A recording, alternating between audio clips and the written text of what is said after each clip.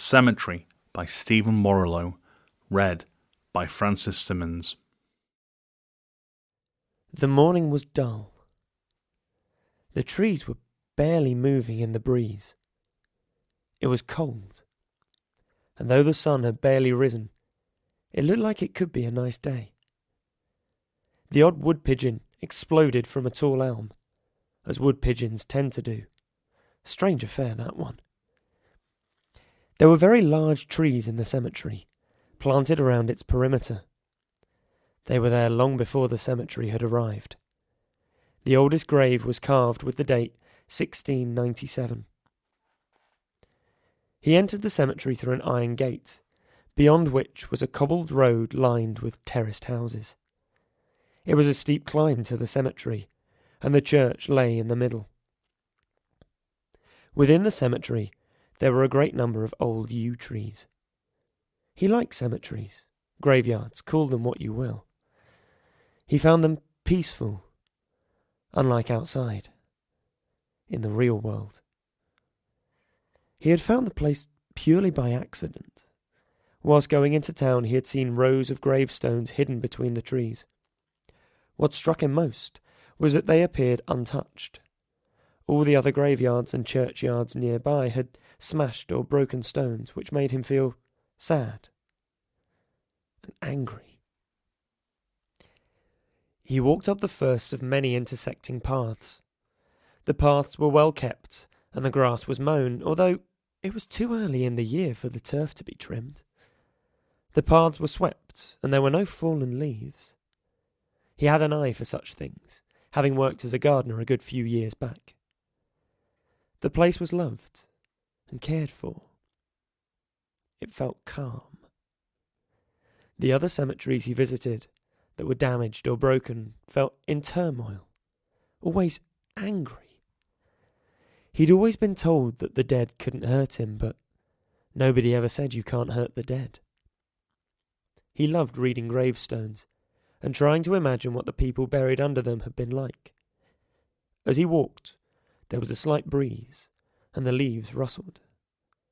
Sometimes he thought he heard a quiet murmuring.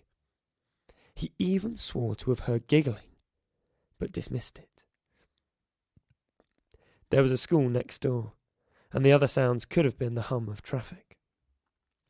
He heard the murmuring again as he headed towards the top of the cemetery. A robin suddenly appeared, landing on top of one particular gravestone, and sang its rather plain, cold winter song. Before long, the air would be alive with spring bird song, full of happiness and cheer.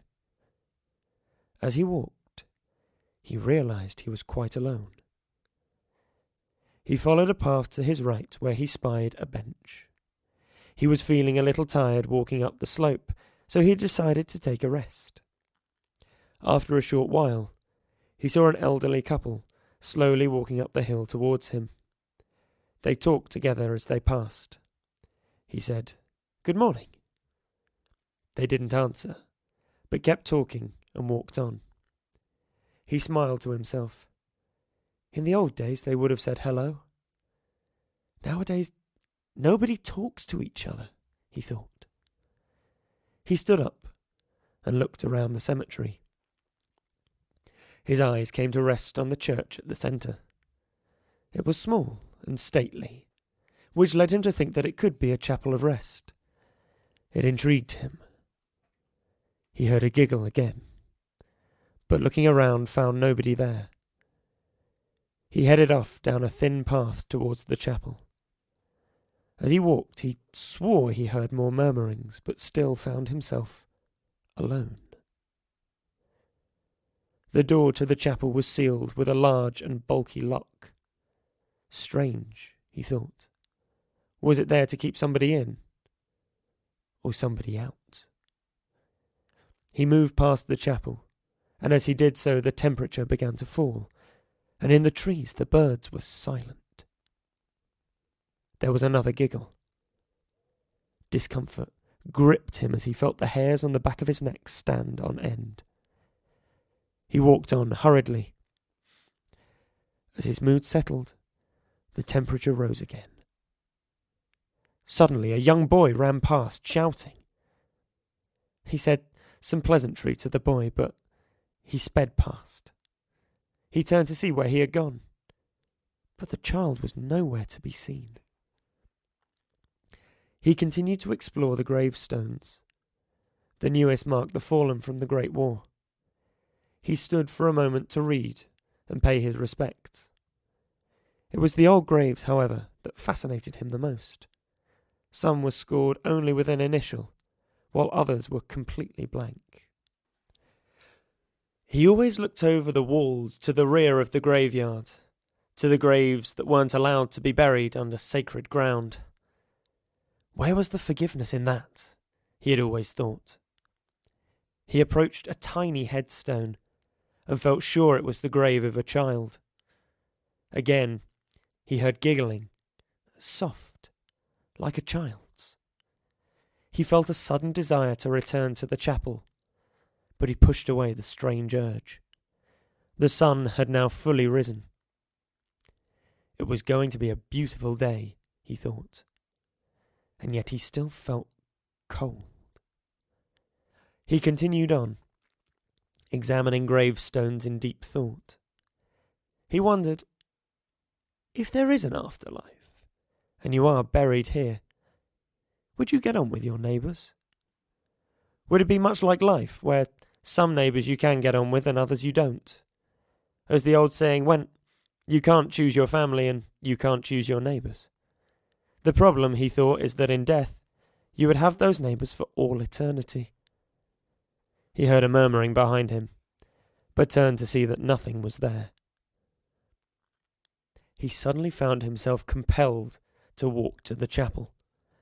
At first he rebelled, then he let himself be led. He found his feelings difficult to describe. Excitement, perhaps, but also a sense of calm. Another couple passed him, talking amongst themselves, and again he went unnoticed. He arrived back at the chapel. He approached one of the windows, struggling to distinguish his figure in the glass. Peering into the gloom, he saw a coffin. It lay there, alone, silent and peaceful. He stared at it for some time. Eventually, he shook himself out of his dreamlike state and turned to leave, just as a man walked by him.